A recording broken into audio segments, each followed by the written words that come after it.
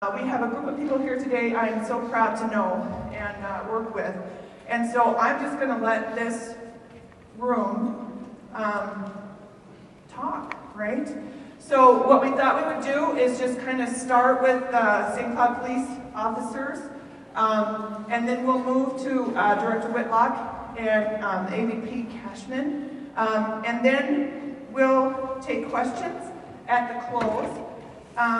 And if I know these guys, they wouldn't mind if you have that burning question to just be interrupted. So I will hand off the mics. It looks like Jeff is the winner. Oh, Commander Austin. Oh, see, I'm so bad. Right away, I just got slammed. Good morning. How's everybody doing today? How's everybody doing today? Good? You excited to be tired? Really? Oh yeah. All right. How many people want to be cops in here? Just let me see. I'm sure there's a few, right? Oh, there's quite a few. All right. I want to talk to you guys afterwards. All right. Come and see us afterwards, because we want to talk about a little bit about some opportunities for you as a student here, and potentially getting some experience with us, and maybe doing what I did, and that's coming here to school, getting hired at the St. Cloud Police Department part-time, and finding out that I really wanted to stay here for a lot of really cool reasons. It really is beneficial. So all you that raise your hands, come and see me, and that doesn't mean you have to stay here either, but we'll get you some good experience and open up some doors for you. So, how many people in here don't like cops? What? You can raise your hand, that's okay. Anybody? Didn't you want to be a cop? Yeah, I had some bad experiences in the past and recently. Okay. Hey, I kind of give you credit. You want to be a cop, but you don't like them. Right? Well, I mean, it's... Okay. What's that? There you go. Change from the inside. No, that's cool. I appreciate that. So a little bit about ourselves, and that's what we're supposed to do first of all. It's just why we did this, what we find interesting about the job. I'm from St. Cloud, and you can boo this if you want, but I did my undergrad at UND. Anybody? Okay. So, but I redeemed myself because I came to grad school at St. Cloud State. All right, thank you. So, and I did that for a couple of reasons. One, I didn't look into or far enough ahead. I wanted to be a police officer in Minnesota, and I didn't look in or ahead enough to know that if I wanted to be a Minnesota police officer, I had to go to skills, right? A skills program to learn how to be a cop. So when I came back to Minnesota, and I came back home for a little while, my parents still lived here and everything, they said, you can't go to the skills, you have to take a bunch of undergrad credits over. Anybody like paying for undergrad credits? No, right? So I didn't want to pay for more undergrad credits, so they said, well, we'll put you through grad school, and then we'll send you to skills. So it kind of forced my hand a little bit, but it was a great, great deal. I loved it. In fact, I was a grad assistant for the Criminal Justice Department when I was here, and I worked in this classroom, going up and down with the grad assistants do. And that was 22 years ago. So time goes by really fast, too. You already have learned that a little bit, but it goes by really fast. How old are you guys? 22? No? 23. Okay. Yeah. Thank you for just saying. Yeah, that was nice. So anyway, but it goes really fast. So I went to grad school here, and I loved it. And if you're thinking about grad school, think about going right away, because it was a really good thing. Because once you start getting married and having kids, it's really hard to get a job to go back to grad school, I think. I respect those people that have done that. Some of these people have. Right, Commander? There you go. He wants to tell you about it in a little bit. He'll share that with you. So having said that, so that's what got me into it kind of here. And so I went to grad school, and then I went to skills. And then while I was working here as a grad assistant and going to school, I got hired at St. Cloud Police Department. Now I was from St. Cloud, and I never knew a cop. I didn't know a cop in St. Cloud. I didn't know anybody at the PD, so it was kind of new to me. I went in and introduced myself. I ended up getting hired part-time. I did that for about 1.5 years, and what I found was that I really, really liked the people that worked there. I really felt good about what they did and how they treated their job and how they treated their profession, and I liked all the opportunities that our police department has. We'll talk about that a little bit down the road, but as you look for police departments, or if you're looking at a police department for any reason, see what they have to offer. And they had a lot here in St. Cloud, so I was excited to be a part of that. It ended up, I got hired full time. I didn't want to stay in my hometown necessarily, but what an opportunity it's been over the past 22 years to not only serve in this profession, but to serve the community that I grew up in, right? It helped me become who I am today. Went to high school here, went to grade school here. Kind of fun, kind of cool. So that's kind of what, that's my background a little bit. What I'll say is that what made me want to get into it, so when I went to UND, if you don't know this, they have a big aviation school. And I wanted to be a pilot, I thought. And as I started doing that, I was like, wasn't really for me. Didn't really like it, right? And some of you might find that if you're early in your career, you might decide, that's not for me. But what was for me was the opportunities and things I saw, I thought might happen in the field of policing. And a lot of what I thought actually came to be true. Police departments and police officers get portrayed in all kinds of ways these days. It's a unique time in our profession, in our history, right? And it's not all good. That's why I asked the question. What I found is just the opposite. I wanted to go in because I wanted to have a job where I could have some impact on people's lives. Truly. It's kind of why. Now there's some other factors too. I also liked the opportunity, the diversity and things I would get to do, right? The things I'd get to be a part of, because that's all part of it too. It's a pretty interesting job. But what I'll tell you is that I can't tell you the amount of satisfaction that I've gotten from individual contact with people on the calls I've been involved in, on the projects I've been involved in, which I really believe made the quality of their life better. Either in a circumstance where it was really bad and they needed help, and I happened to be the one that got the call, or maybe it's developing a program that helped a group of people, or helped some of our community, part of our community. It has huge impacts. And that's one of the things that when I talk to groups about what's happening today, that I think is a little bit skewed. Now, I'm not going to accuse the media of being fake news. I wouldn't do that, right? People get criticized for that, right? But I do think sometimes we allow the media to frame the issues how they want it to be framed. And that's not always fair, right? So I think all of us have the right and the duty, kind of, to really look into what things they're saying about the things that they're saying. Sometimes it's very true and sometimes it's not. The police is one that I tell you is, I think, skewed a little bit. Because what I see on a daily basis is the amount of help that we bring to people, the amount of change we bring to people's lives. And when it gets really bad, guess who they call, right? Here's a little example.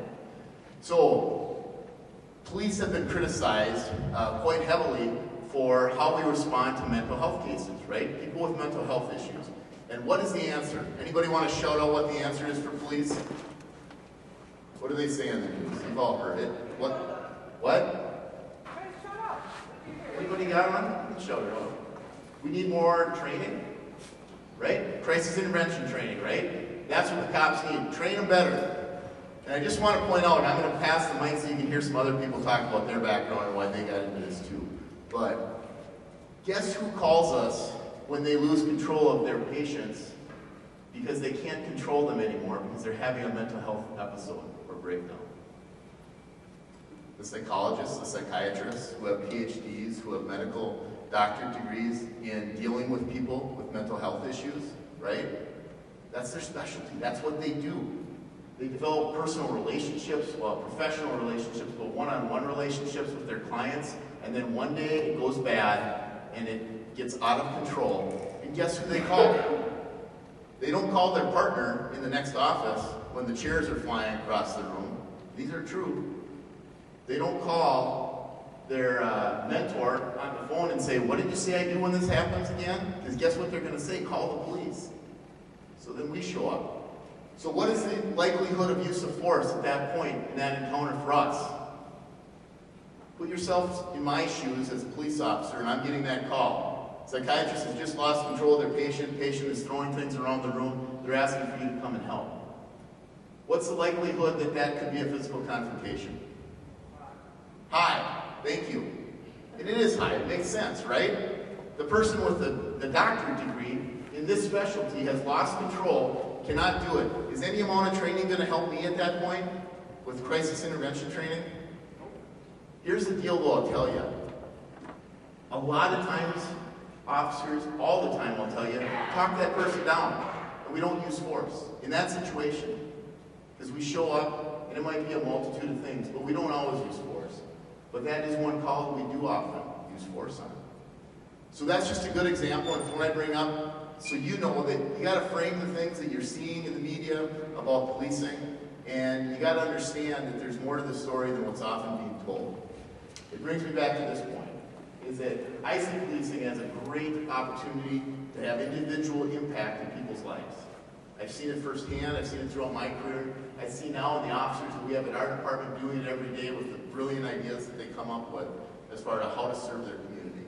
So I'm very proud to be in this profession. 22 years, I'm currently Assistant Chief of Police for about a year, so I'm pretty new to that position. But I have loved my career. And I'll tell you, that's one thing that I hope all of you get to say someday, right? When you get done with your careers, I love what I do. I love going to work. I love being what I'm being, and I'm proud of it. And it's kind of special. So I'm going to pass it on, and we'll take questions when we're done.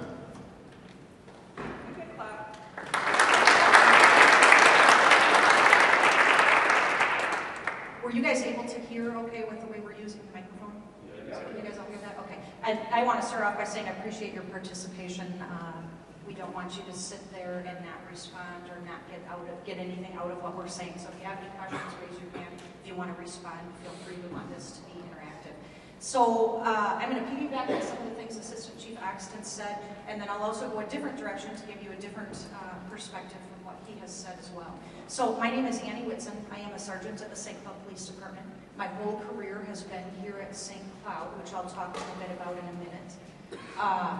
I grew up in Hastings, Minnesota. I went to college at Mankato. The time I was a little girl, I always wanted to be a police officer. I don't ever recall, I shouldn't say that. I thought about being an accountant briefly in college, took an accounting class, decided it wasn't for me. But other than that one class, I didn't really look back. I just always knew that's what I wanted to do. I grew up in an era where I was told continually you can be anything you want to be, that a female can be a police officer, a female can be anything you want to be. And I echo what Assistant Chief Axton said. I have loved almost every single day of my entire career. And part of that is because I chose the St. Cloud Police Department.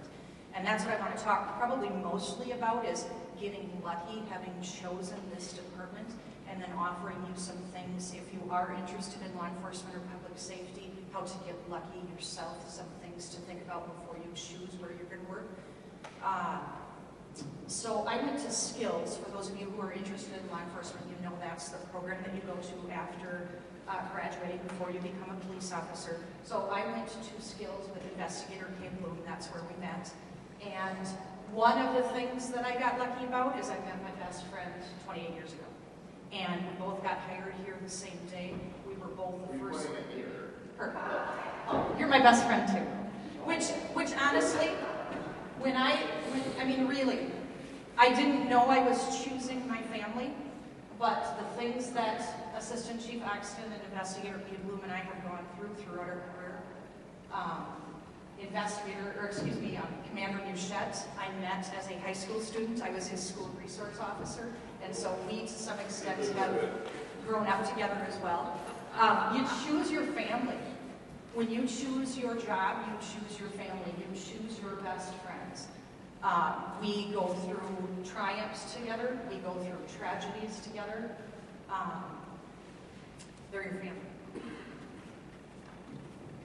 Think about that when you choose your community. When you're choosing your fellow partners. How ethical is that department? What's their mission statement? What's their vision? Think about what Assistant Chief Axton said about opportunities. I'll just tell you the things I have been able to do in my career here at St. Cloud. So I started, again, Investigator Bloom and I started as the first two female patrol officers in the city of St. Cloud back in 1989, so we've been here 28 years. About 4 years later, I had the opportunity to start our school resource program. So I and another officer were our first two officers in the high schools. That's where I met Commander Brett Muschette as a superstar football player at Tech High School. Go Tech. After that, then I was an investigator for many, many years, I don't know, 12 or 15 years. Was partnered with Assistant Chief Axton and Kay Bloom for a good majority of that. Just unbelievable opportunities there as well. Then, somewhere in there, I got promoted. My children were, I think, 8 and 4 at the time. I had 2 boys, single parent. And I served in that position for about 9 months before I figured out I couldn't give my children what I needed because I wanted to be the best at both. I wanted to be the best mom and I wanted to be the best supervisor that I could be. And I didn't feel like I could give to the job raising my 2 boys. And so I gave my promotion back. And that was, I don't know, 1998-ish or something like that. And then I didn't get, then I served as an investigator during that whole time, which I wouldn't pass that up for the world. I didn't regret giving back my promotion for 1 minute. There was probably a way to do it, but I made my choice, and I didn't look ever back, and I just had tremendous opportunities because of that decision. I made the best of it. Then, after being an investigator for 12 to 15 years, when my children were out of the house and off to college, then I got promoted again, and I went back to the road as a patrol supervisor, which was one of the most challenging things I have done here at the police department. I also wouldn't pass that opportunity up for the world, loved every minute of it. One of the unique things in St. Cloud here is the amount of responsibility our patrol supervisors have. So I was working nights at the time, and you end up being the highest ranking on-duty official in the city when you're supervising our officers at night. So no matter what happened, it was my plane to fly in the middle of the night. And awesome, awesome opportunity. And then I ended up getting my dream job about a year ago, which is a culmination of all of those things that I have done. I now do our internal affairs investigations and background investigations. So I'm the sergeant of what we call professional standards. And I tell you all of that to show you how many opportunities there were along the way. There's even an opportunity to change your mind, to give your promotion back, to change the course of your career, and to make it what you want it to be. You can make this job what you need it to be and what you want it to be. And again, what made all of that awesome is that I loved the job that I took. I loved the responsibility I was given. I loved the new challenge, and I loved the people that were next to me while I was doing it. I've had the opportunity to get confessions from murderers. I've had the opportunity to respectfully disinter a person to investigate whether they were killed or not, whether their death was natural or not.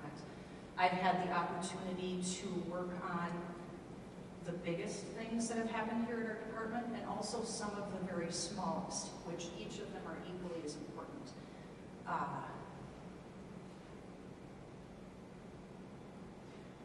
The reason why I like my job now is because it's using every single talent that I learned all along the way, whether it be something as simple as computer use, the way that I know the English language, know how to draft a document, to how to find intel in a computer, to how to interview citizens, to how to interview officers, which is an entirely different thing than interviewing a citizen. I work for an incredibly ethical department. So when my phone rings every day, most of what people are concerned about are a matter of not understanding why it is we needed to do what we needed to do, not understanding our policy. One of the things that I would do now that I didn't do when I became a police officer is I would look at the sustained complaints at a police department when I was choosing it.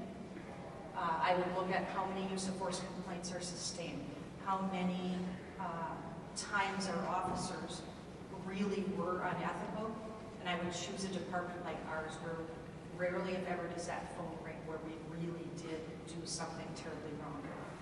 I didn't think about that when I chose the job. I didn't think about that even when I thought this was my dream job. But it is a dream job because we have wonderful citizens, wonderful officers, and not that we don't make mistakes, but we're completely transparent here at the St. Cloud Police Department. We take every single complaint seriously. For For those of you that raised your hand that you've had bad experiences, the reason my job exists is to figure out if we did something wrong or if there's a training issue and to make change if there was. So every time the phone rings, we learn something and we better those in our profession. So I really just wanted to pass that out there to have you look at that when you're choosing your community. Also, I honestly didn't think about when I chose a community what it offered for schools, what it offered for my faith community, what it offered for arts and leisure. I seriously took this because it was a job. I had 2 other job offers from Minneapolis, St. Paul, St. Cloud. I chose St. Cloud. And then, like I said, I got really lucky. But I wanted to pass all that on so that you can do some research when you're choosing. So it isn't just a matter of getting lucky. The other thing that I wanted to offer about my unique experience is I kind of had an all-American life, I would say. I grew up with 2 parents who loved each other. We didn't really struggle for money. The police didn't respond to my home. College, my parents helped me pay for. I worked through college as well, but I got through college without too much issue. I was a college athlete, life kind of went pretty well. And then I got here, I got hired, and I knocked on people's door. And looking back, I didn't have a lot to offer, I don't think. I didn't know about money trouble. I didn't know about marriage trouble. I didn't know about loss. I didn't know about pain. So if any of you are out there who are thinking, hey, my background doesn't afford me the opportunity to be a police officer, sometimes adversity, I think, makes you a better person when you knock on that door. I swear I didn't have a lot to offer when I knocked on somebody's door. 28 years later, we all have experienced some things and learned some things where when I knock on your door now, I have something to offer. But again, I just say that so that if any of you are thinking, boy, I haven't had an all-American life, I've had some things go wrong, I've suffered some things, that you can turn around and actually have you be a better police officer. And that circles then into my experience doing our background investigations too. We hire people, of course, you have to overridingly be law enforcement, and some of the choices you make now could ruin that. So please be cognizant of that. If that's something that you want to do, start behaving now like you want to be a police officer. But if there's a mistake in there somewhere, change it. Put time and distance between that, and it can still happen for you. So any questions? I said I wanted this to be interactive, and nobody raised a hand or asked a question. Anybody have a question before I pass it on? Okay, go ahead. So why were you going to choose between St. Paul and Minneapolis? Minneapolis and St. Paul are like So the question was, why were my choices St. Cloud, St. Paul, Minneapolis? So clearly I was looking for city law enforcement as opposed to county law enforcement or state patrol. And so clearly I also was looking for a bigger department. I was looking for action. I was looking for busyness. I don't want to drive around 100 miles on my squad car and get one call. I wanted to be part of it all. So some people are drawn to county work. I just was not. And so I was drawn to a big city. Growing up in Hastings, if any of you know where that is, it's just southeast of St. Paul. So St. Paul was kind of in a very highly respected department. And so St. Paul was kind of a natural match. And then Minneapolis being, again, fairly close to home, meeting my criteria, also applied to those. I think I applied to Minnetonka as well. And here's the other thing too, didn't pass the first interview of Minnetonka and ended up #1 on the St. Cloud interview. And so, sometimes you have a bad day, and if you go to one interview and it doesn't work, then you choose another path. I'm kind of a firm believer, I have raised my kids this way, that when plan A doesn't work out, plan B is almost always better. Now, I don't know if it really was better or we just make it better, but I don't know what my career would have looked like at either of those, but you heard, I've loved just about every single day. And the ones I don't love, we have bad days too. We're tired, we need a break, but it's not my job or St. Cloud that I don't like, it's just sometimes we need a vacation. So. There was also another question. So during college, Okay, the question was during college, what jobs did I take? Probably a good question for the panel as well. I worked 2 full-time jobs in the summer to make money, not law enforcement related, just took 2 40-hour jobs. One of them was at again, if anybody's familiar with Hastings, I worked at Kings Cove at a gas dock. So outside, working with people gassing up their boats, cleaning their boats. And then I also worked at a gas station throughout college. The one law enforcement related job I did was security at both a grocery store and at a department store, so undercover security. And then I also did an internship. Are internships required? Yes, okay. They were not required when I went through school, but I chose one anyway just to get some experience. It turns out that where I did my internship, I saw enough about that police department that I did not want to work for them. I actually was, during my internship, I was under a gag order of what was happening there, and so, bad deal. And I'm sure that others probably did some more significant law enforcement work during their college, but I just had that security job. We'll have more time for questions.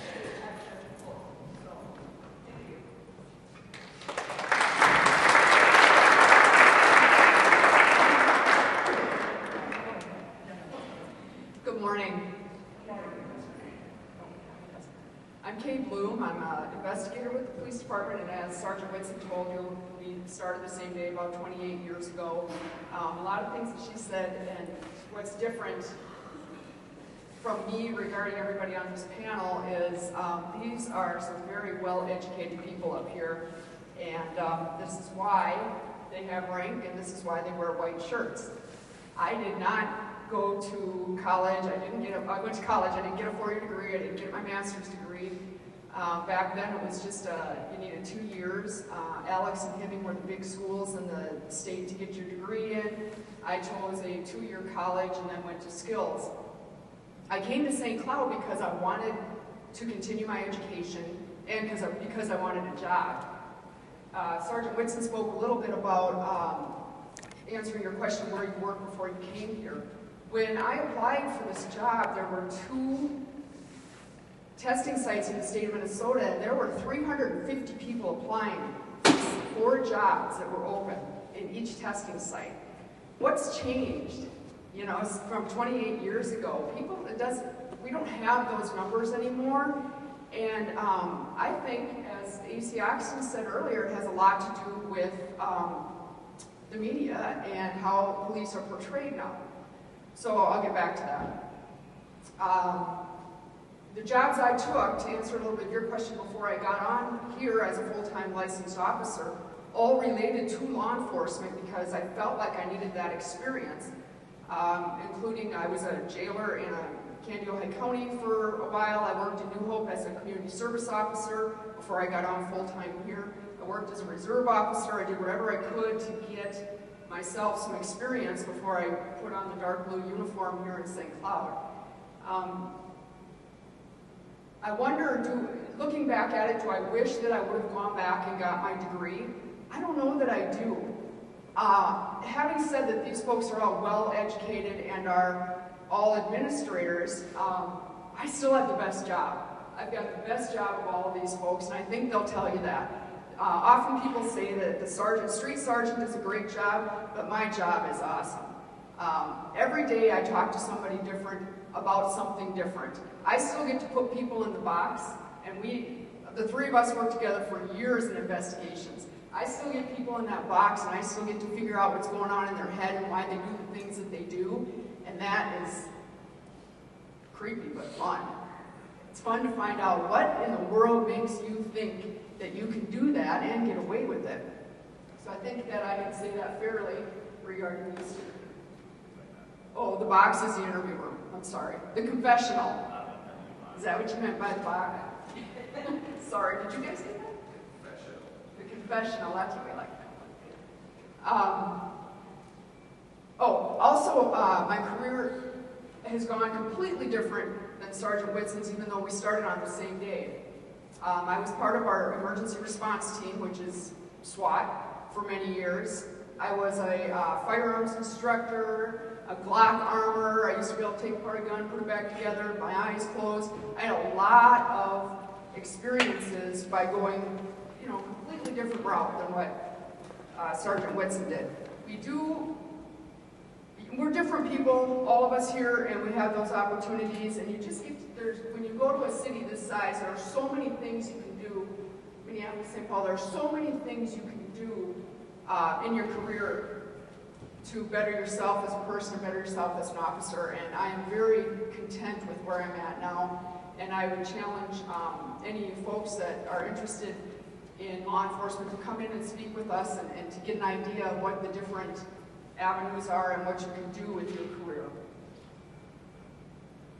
Having said that, many things have changed since 28 years ago. There were 500 people for 4 jobs. Now you folks are choosing where you want to go instead of the employer choosing us. You get to choose where you want to go because not many people are applying for jobs anymore. And it takes a certain kind of person, a certain personality to do this, because you see the worst of the worst, but yet you still have to be positive and understanding. You know, one minute you might be at a dead baby call, and the next minute you're at a traffic stop where somebody's screaming at you. And so you got to put all this into perspective and try to wear a different hat and maintain your sanity during all of that. Can I ask you a question? I don't mean to interrupt you, and I'm not, but a lot of the folks here have ideas about what it means to be a detective. Can you talk a little bit about how TV differs from what you do every day? I don't mean to lead the witness, but that's something I'm sure is pretty prominent. Well, I have yet to solve a murder in 40 minutes or less. Without commercials. I have yet to get DNA in less than 40 minutes. Some things about TV are true. For example, I can get fingerprints off a body. I can get DNA off of clothes. I can't, but the lab can. Yeah, TV leads us into a realm that people just don't understand. And that's difficult because jurors are people, common people, and they watch TV, and so they think what they see on TV is what happens in real life, and that's not necessarily true. My typical day as an investigator is to, you know, go into roll call like the uniformed officers do, and you get your assignments, and I've been fortunate enough to have been around for long enough that most of the crimes I work are people crimes. Most of them are children under the age of 5 or 6. Most of them are sex related. I also work a lot of death investigations and try not to cross the sex and the death together on a scene. Are you awake? That was kind of fun. That was funny. It was a little fun. It does happen. Oh dear. Another question? I was going to ask about that. I was moving right along. Moving right along. So anyway, I would say that my job is probably the best job on the department. I enjoy, like I said, the best part is talking with people, especially the bad guy, and getting them into the interview room and working through their head and figuring out what they're thinking. So, I don't have much more, but may I introduce to you Chief Blair Anderson. Okay, I'll be brief so that we get through the rest of the panel and you all will have time to ask questions. So I'm going to go really fast here. I started as an intern in the sheriff's office. I was fortunate enough to work almost every position there is, from bailiff to detective. Sheriff's office? Yes. Intern? Yes. Okay, you want to start? Yeah. Okay, go ahead. You want to tag team this? I will admit, go ahead. Shut up, you. It's not your turn yet. Boy, some people's kids. You see what I'm saying? Where I was going next, before I was interrupted by your public safety director, was at the time I started, and even now, there's still not a lot of people of color in law enforcement in Minnesota. Back then, that was because of demographics. Of the roughly 10,400 police officers in the state, less than 300 are black. So do the math. After Minneapolis and St. Paul, which accounts for half, There's roughly 100 of us sprinkled throughout the state. So this fine gentleman right here started the first minority internship program at suburban Hennepin Parks, which is now Three Rivers, if you're familiar with that.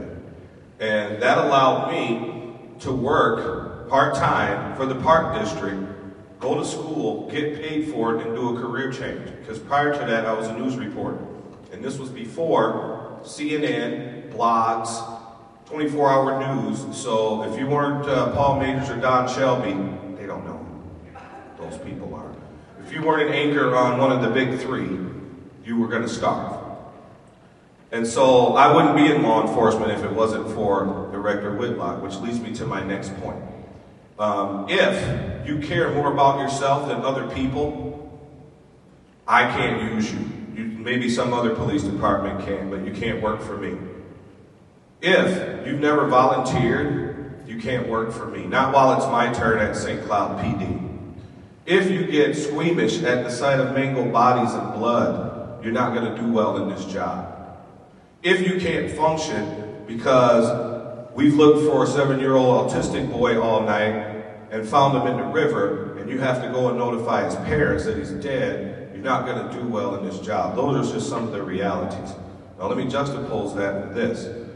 This is the best job in the world. Save for flying jet planes. I too wanted to be a pilot when I was a kid growing up. But I do this for free. Don't tell the mayor and city council, but I do this job for free. And I think you've heard that recurring theme from the people who've spoken already, right? They love what they do. They love where they are because there are so many choices, right? I started as an intern. I worked as a bailiff. I did professional and personal security for the judges. I was a detective. I was a supervisor. I worked patrol. I supervised patrol. I was a fraud investigator, and not the kind that investigates bad checks, but the kind that investigates elaborate schemes where people steal millions and millions of dollars over the course of a few years. That probably was my most fun assignment. I spent 5 years on the SWAT team, kicking indoors, point person, all that stuff. I worked undercover narcotics. You get where I'm going here? I could go on and on and on. So as Sergeant Whitson said, you can make this whatever it is you want, but first, you have to care about other people. First, you have to be about service. So if you want to do this job because you're a knuckle dragger and you got your ass kicked in the schoolyard and somebody's going to pay, I can't use you. I don't want you. I want those people who are service-oriented. I want those people who, when they are called and respond, you're going to make the situation better, not worse. Because that's our job at the end of the day. Most of what we do is this. That stuff you see on TV, it's rare. I've been in law enforcement over 20 years. I've had my service weapon out on a call twice. Almost shot a lady, but didn't. That used to be the norm. It's not anymore. But that's the era I came up in. I got a lot farther with people doing what I'm doing right now. De-escalate. So think about all those things and think about if this is something you really want to do. And there's no shame if after you get a glimpse of it, after we lift the curtain up for you and you decide, it's not what I thought. There's no shame in that. Because this isn't for everybody, right? We have bad diets, we don't sleep well, sometimes we drink too much, all kinds of stuff. Because we find people in various states of the human condition, most of them not good. And so you have to make a concerted effort to take better care of yourself. How am I doing? You're supposed to be timing me, Commander. I said 5 minutes or less. I'm at 5 minutes. Okay, I'm going to leave time for questions. So that was my blitzkrieg of career evaluation or reflection, whatever you want to call it. So here's Commander Muschet.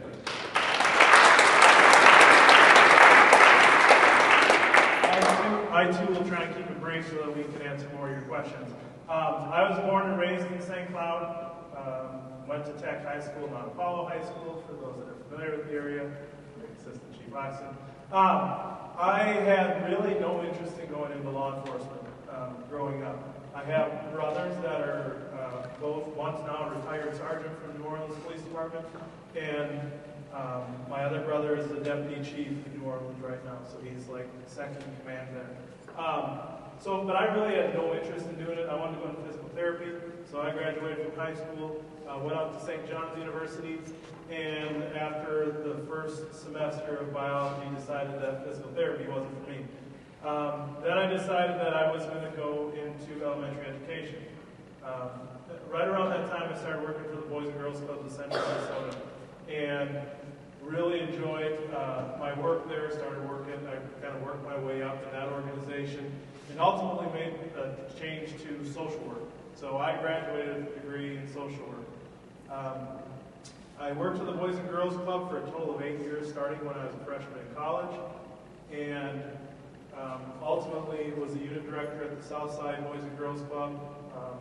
Right around 2000, I decided that I needed a change because I was spending way too much time with other people's kids, and I had a son, and we were talking about having a family, and as we started talking about that, I didn't want to spend more time with other people's kids than my own, to be honest about it. So I started thinking about what are the things that I was interested in, and law enforcement, again, wasn't a big interest of mine, but, you know, I've talked about it before because I have brothers in it.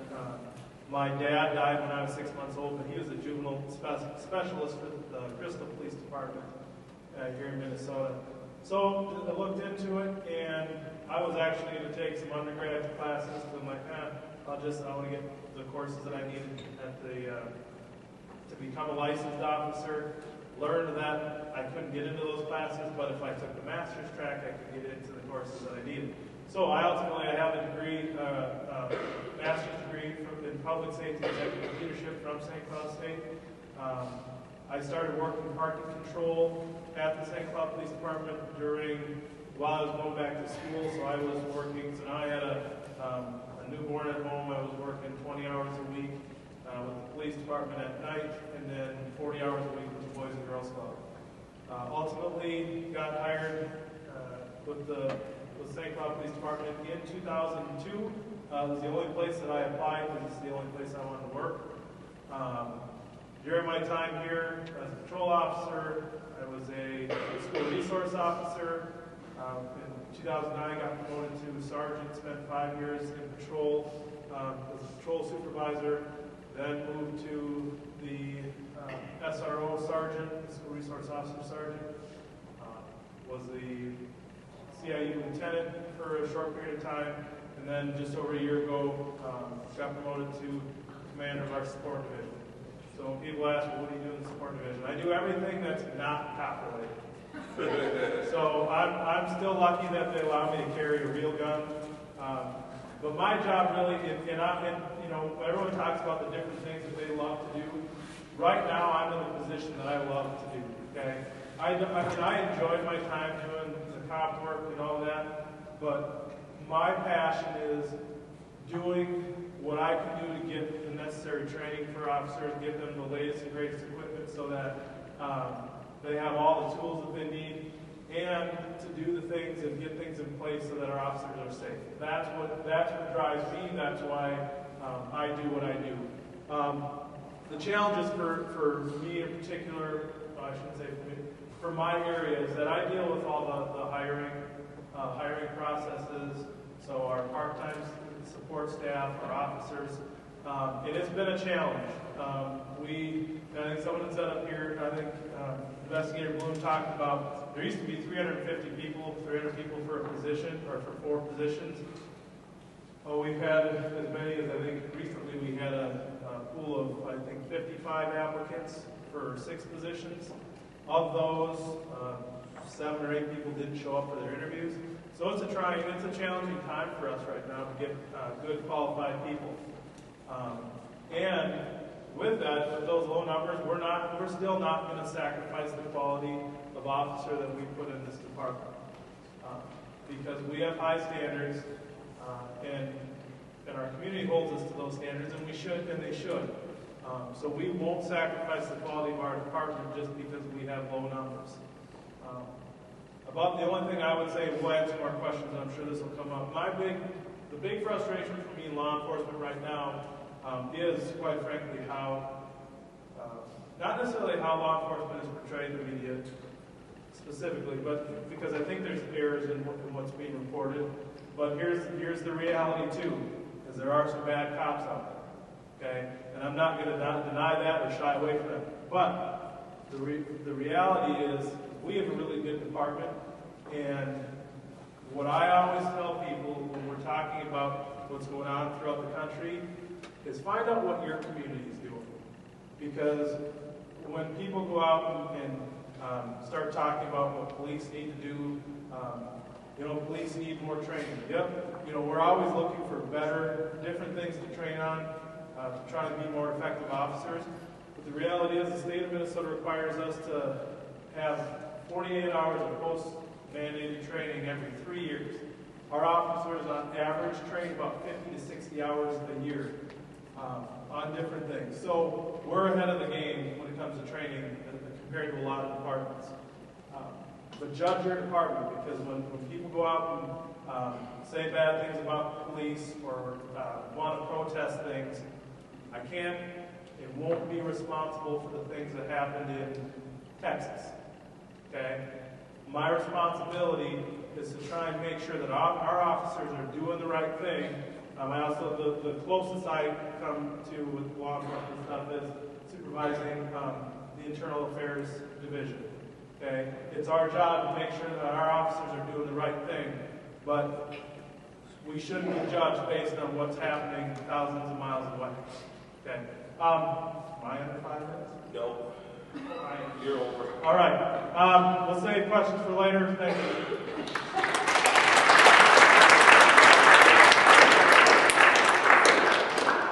Okay, so I'm going to take a little different approach. I was not a police officer. And no offense, I've never wanted to be a police officer. So hopefully they're all friends with me after I talk here. But how many in here don't want to go into law enforcement? How many in here want to be part of the criminal justice system or want to help people on a daily basis? Right? Okay, so that's where I was at when I went to college. And to be honest with you, I went to college to play hockey. I didn't go to college to get a degree, right? And so when I walked in the door, that's all I really cared about. But I read this book when I was on a bus trip out to Green Bay called To Kill a Mockingbird. Has anybody read that before? Okay, and that really struck a chord with me. That particular book. And after I read that, I thought I wanted to be a lawyer, right? I thought that I wanted to defend all the injustices in the world. And to be honest with you, I had a lack of respect for authority. Because all of my experiences with authority up to that point, and even beyond, were not very positive. And so, going back to something the chief said, I thought that you had to give respect to get it. That's what I always thought, right? And so when I talk to people in authoritative positions, because sometimes I didn't do what I was supposed to do, and that was on me. I didn't realize it at the point. But a lot of those authority figures did not provide respect to get it, right? They would, demean you, right? They would say different things to bring you down, right? So I had an issue with that. I had a chip on my shoulder, so to speak. The way that I thought that I could deal with that is to get inside the criminal justice system and start to dismantle it from the inside out, right? So I went pre-law. I went to St. Scholastica University. They had a pre-law track. I went into pre-law thinking that I wanted to be a lawyer. And so I took all the necessary classes. I took a bunch of sociology courses. I actually cross-transferred to UMD, took all of their criminology courses. And then I started to realize a little bit about society, about people, how they think, human nature. And then I started to realize maybe I want to get into the law enforcement field, right? So for a little while, I played with it. I took a full-time internship with the Department of Corrections. And I thought, okay, this is going to tell me if I want to do this or not. And to be honest with you, I was a pretty good student. So I got the best job in the DOC. I got to help out their legal affairs, and I got to be in their OSI unit, their Office of Special Investigations. So I got to hang out with the intelligence director. Every day I got to go into prisons, and we investigated possible assaults. We investigated officers that were not doing the right thing. So I had a pretty unique experience. It taught me a lot about the Department of Corrections. It taught me a lot about investigations. It taught me a lot about legal services, right? So at that point, I'm like, all right, I think I still want to be a lawyer, but I'd like to work within the criminal justice system. So I applied to a couple of different law schools, and I didn't get in right away. And that surprised me. I was usually pretty successful because of my grades up to that point. So I had to rethink what I was going to do with my life, right? Once I didn't get in, I thought, okay, I need to get at least a master's degree. I was focused on education. So I went to St. Thomas University and I entered their leadership and policing program. And what was kind of cool is it was mixed with their education program. So I was in there with principals, I was in there with chiefs of police. I got to see a lot of different sides of the coin, so to speak, public service. So what I did from that point on is I had to make ends meet while I was going to grad school. I took a job at Minneapolis Community and Technical College as a security officer. I also worked as a private investigator. So there are a lot of jobs that aren't police jobs, right? You can participate in the system, right? But you don't have to be a police officer. You know, I have tremendous respect for everybody up here, and I love working with them. But there are other ways to affect society positively, right? To make a change, to influence people, and I found that through education. And so when I got my master's degree, I immediately started teaching at the community college level. I felt like that was very rewarding for me. I was always a director of public safety from that point on. So in 2005, I got a job at North Hennepin Community College as a director, and then I taught at the same time. And so I focused on schools. I focused on talking to students about their path, about where they were going, and it's been rewarding ever since. So I can tell you about my path beyond that, but really I've been in universities since 2005. I enjoy working with students. I enjoy communicating with you all. I enjoy giving you respect, right, to receive it, because that's where I think policing needs to go, and I think it's going there now. But it's all about communication. It's all about communication, and I'm impressed when the chief said he only drew his gun twice, right? That's an amazing, I think, a story, because that's really where I think we're headed. I think we need to start utilizing our verbal communication skills and start to hone in on those things. And that's what's helped me in my position. Now, what is my position now? It's actually evolved. It's kind of crazy. It's out of control, to be honest with you. I've taken other opportunities along the way. So not only do I get to be in the public safety realm, but I'm also handling risk management on campus. So what's risk management? Well, it's everything under the sun that can get us in trouble, that we could lose our accreditation, compliance issues, health and safety issues, insurance, right?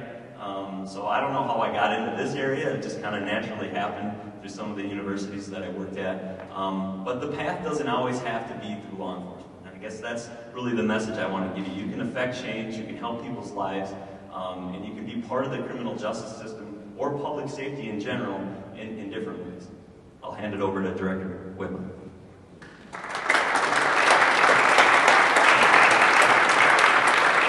Well, good morning, everybody.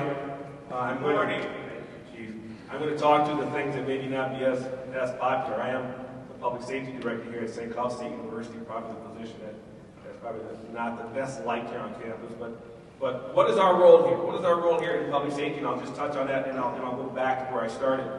It's just to ensure that students, faculty, staff have a safe environment, right? And it tends to happen with some of the things that are unpopular, right? Code of conduct stuff is probably really the big focus. We will assist the admin in regards to faculty or staff that are having issues. We've certainly been in here on some exit interviews. But part of that package is, again, to ensure that you'll have a safe environment to come to. So having said that, now I'll back up. But before I do that, I may not have been in law enforcement as long as these folks have, with the exception of Jesse, but I think I'm the oldest up here right now.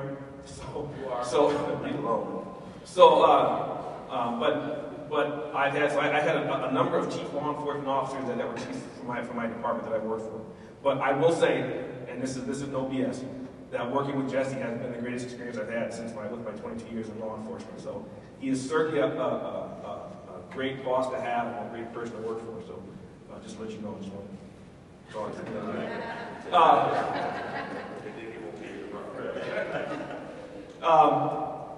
Boy, where do I start? I was born and raised in Minneapolis. So I chose, the chief mentioned that, I chose parking law enforcement. Why? Because I didn't want to be a cop in Minneapolis. There were guys that I used to run with, guys I grew up with, people that I knew that had negative interaction with law enforcement. So for me, growing up in inner city Minneapolis police were not the best to interact with on a regular basis. And I'm a product of what we call the civil rights movement. So all the things that happened after Dr. King was killed, I was a recipient of it. So all the social programs and all the stuff that they did in the schools and all this gracious and warm fuzzy stuff that occurred after that my age group, we were the recipients of it. So for me to go into law enforcement was certainly not of the norm. But what I saw was, when the riots occurred after Dr. King was assassinated, and I was only like 8 years old. But what I saw was all this fighting and all this stuff going on, and people tearing up their own neighborhoods. And that didn't make sense to me at 8 years old, just like it didn't make sense to me in the early 90s when, after Rodney King was beaten by those LA cops. That kind of thing didn't make sense to me. So where am I going with this? When I finally chose to go into law enforcement, and my path is not traditional. The first school I went to was on a music scholarship. Came back from there because I didn't like the school. Didn't have any money, so I had to work for a year. And if you want a life experience check, work in a factory or work in a convalescent home. That'll wake you up in a minute. I worked in a factory, and I did that for a year, but I had no money.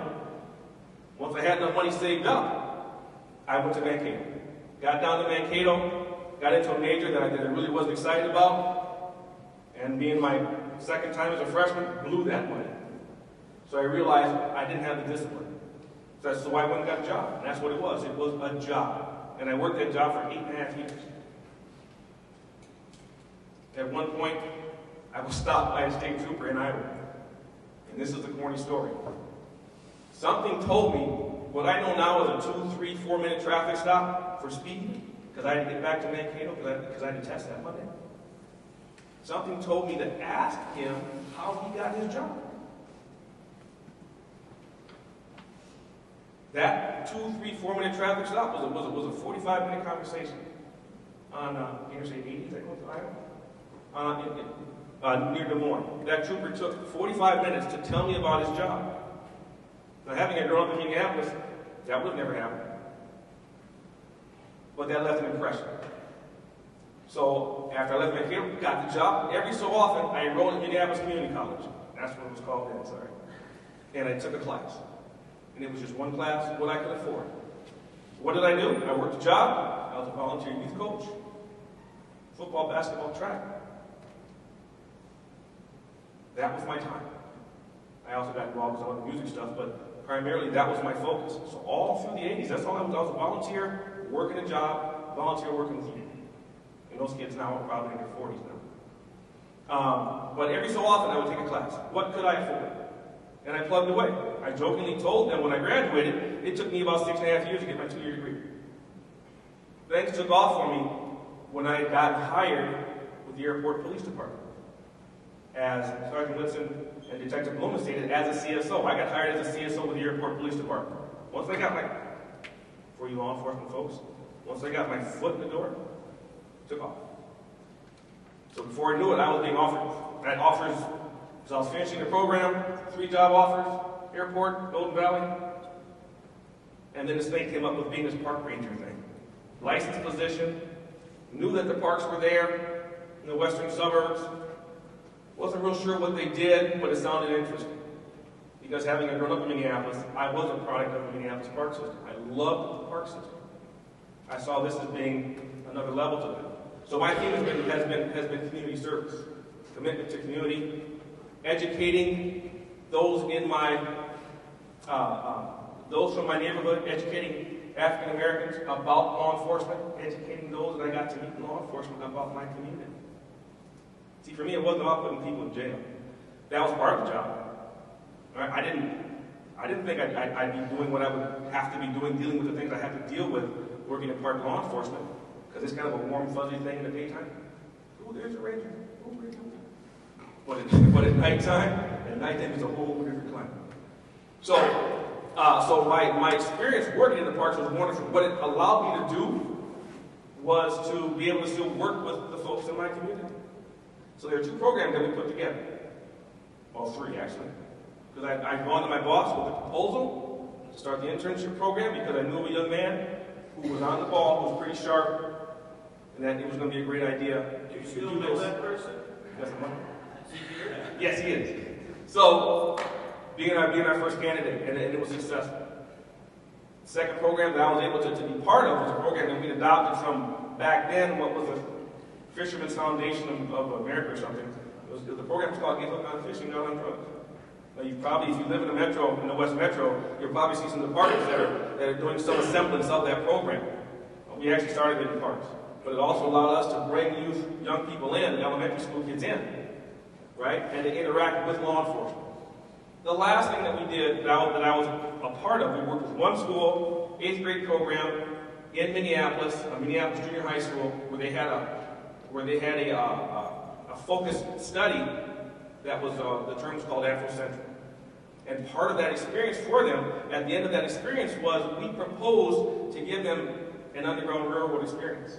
So, historically, what happened during the slave trade for black Americans, for black slaves to try and escape, we provided them that experience. And it was a very powerful thing. We did it for like 7 years. And because we were in a park, we had all the stuff to be able to make that happen.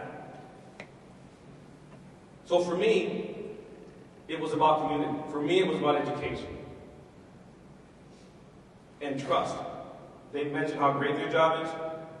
I had the best job in the world.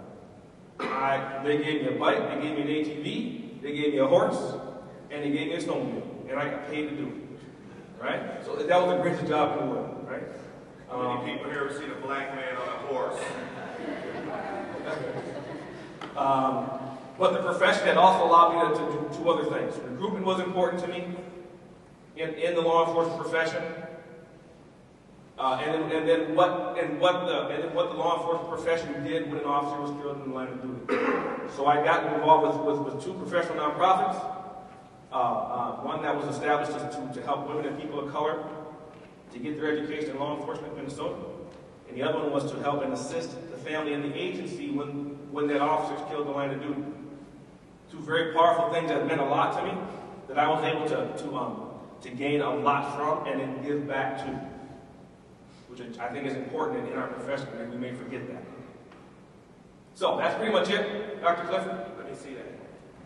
Thank you all.